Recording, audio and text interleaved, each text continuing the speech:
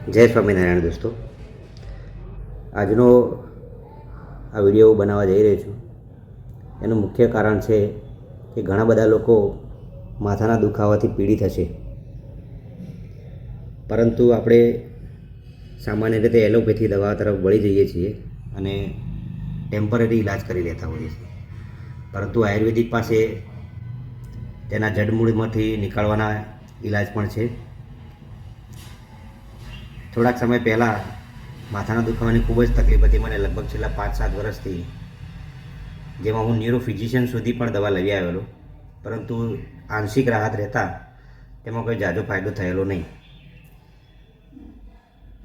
અંતે મને આયુર્વેદિક તરફ જવાનું સૂઝ્યું અને મેં ડૉક્ટર પાર્થ પ્રજાપતિ, જેઓ અત્યારે મહેસાણા ખાતે છે, ખૂબ જ નાની ઉંમરમાં પણ તેમણે ખૂબ જ જ્ઞાન અર્જિત કરેલું છે તેવું મને જણાવ્યું.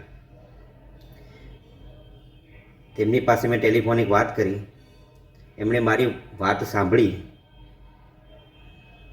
લગભગ દરેક નાનામાં નાના મુદ્દા મને પૂછી અને કયા કારણસર મને માથું દુખે છે તે જાણવાની કોશિશ કરી અને મને 15 દિવસની દવાનો એક કોર્સ મોકલી આપ્યો, સંપૂર્ણ આયુર્વેદિક દવા. જે દવા શરૂ કરતાં લગભગ 20 દિવસ થઈ ગયા છે, દવા પૂર્ણ થઈ ગઈ છે અને હજી સુધી મને એક પણ દિવસ માથું દુખી નથી. જેમાં મેં સંપૂર્ણપણે